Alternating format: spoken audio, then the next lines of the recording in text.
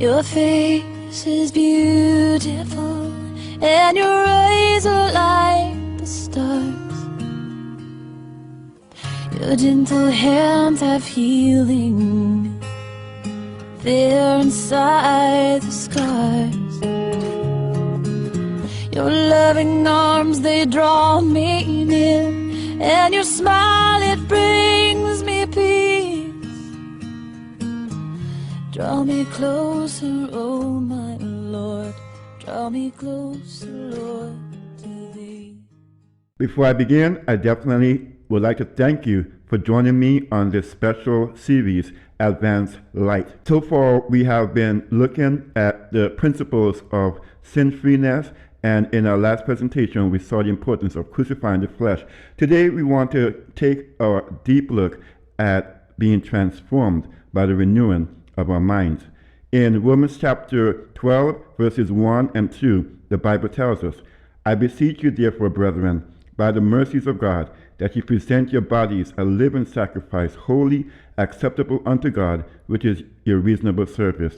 And be not conformed to this world, but be transformed by the renewing of your mind, that it may prove what is that good and acceptable and perfect will of God. And beloved, we are told that the will of God is even a salvation, a sanctification, a redemption. Beloved, as you and I take this leap of faith into practically the unknown, because for some of us listening, our Christianity really boils down to a couple of hours on the weekend, and let's be honest. In our daily endeavors, we seek to harmonize our Christianity with our quote-unquote secular, worldly, regular life.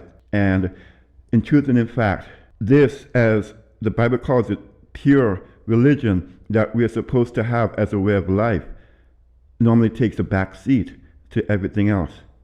But here in Romans chapter 12, verses 1 and 2, the apostle is telling us how important it is for us to have a transformed experience. And we cannot have that transformed experience, my friends, if we are living the old life that has no spiritual renewal, no spiritual energy. That was the life that you lived on the regular when being entertained by the people in Hollywood or sports stars or musicians or comedians or whoever was the order of the day, and you thought nothing of it. Your mind, just like your body, when you fill it with junk food and nutritional void food, your mind becomes mush, your mind becomes useless, your mind becomes numb. Your mind becomes worthless because you're filling it with junk. But the apostle says to us that we need now to present our bodies as a living sacrifice. And how do we do this? He tells us, because normally what a person does is when they hear things like these, well, for example, let's put it in the natural world, right? Or you need to lose weight. And the natural response is to go on some diet plan where you're taking a pill, you're going through this regimen, and really the first step is saying no when you've eaten and you're full, but you force more food into your mouth. Or you take a little walk now and then. You go to bed early and so forth. These things really help. But you go for the quick fix, the diet pill and so forth. You see what I'm saying? And so when we read these things of what we need to do, we normally put the cart before the horse, as they say. But the apostle tells us that he's not saying that the way that our physical makeup is, the way that our lives are in the external, are to be what we work on. He tells us clearly. And the answer, the solution, is the renewing of our minds. And a renewal is not a use. A renewal is not something that is used. It's new, brand new. So you're not every day turning to God a used car, as it were. You're giving him new service, renewed energy. Your mind is being transformed from the old to the new. And let me be clear, as we use in the car analogy, it's not a refurbished mind, my beloved. Because you see, the old ways are to be surrendered. The old thoughts, old feelings are to be surrendered to God, right? And so what happens is an exchange, his for yours.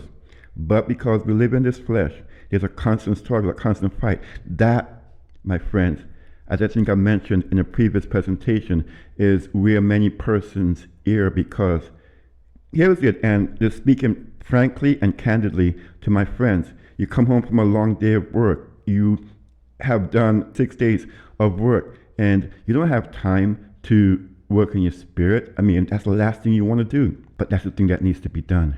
What many of us do, we come home and we de-stress by turning on the television or our whatever we look at to get our entertainment, or we go to the fridge and just feast out on what's in there just to de-stress, just to decompress from a hard day of work, a hard day of school, or whatever encounters we might have had. You see, friends, we become so distracted by the things of this world, the system of this world, that we advocate and use the things of this world to cure a problem that ails us, but we cannot. The Apostle Paul tells us, and he's actually beseeching us, begging us to have a transformation of our moral external behaviors by having a change in our internal spiritual wiring. And the only way that could happen is if we give it over to the good Lord.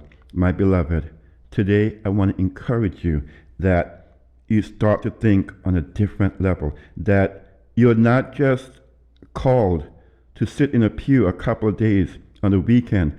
You're not just called to surrender 10% to whatever ministry you are a part of. The Lord has called you from darkness into light so that you can be a difference, so that you can be an agent of change, so that you can be holy because he is holy. Beloved, I fully know and understand that when a message of turn from sin to righteousness is the order of the day, many persons do not want to hear it.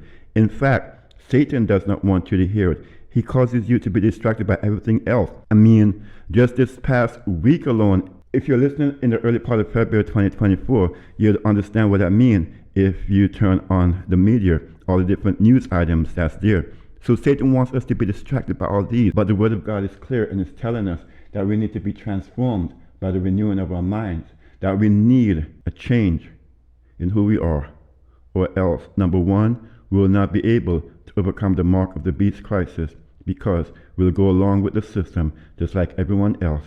And two, when Christ comes to claim a people as his own, we will not be in that number.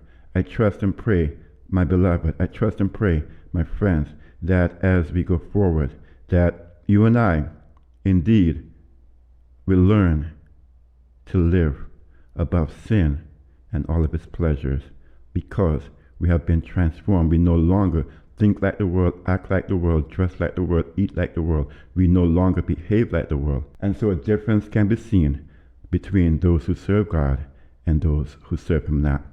In the description area, there's a link to Soul Cafe's special study, Your Power Manual. Also, if you do go on the Soul Cafe website, there's a sub-link there that says the mind, and I want you to go and investigate that study as well as all the other studies on the site, so that indeed you can be new, inspirational, encouraging food for your soul, food that will nourish you, things that will help you to grow. And while you are searching, while you're going, I want to invite you, my beloved, to subscribe to this channel so that when we post things like these, you do not miss them. So subscribe and hit the post notification bell so that when a new episode, even of this series that we're doing,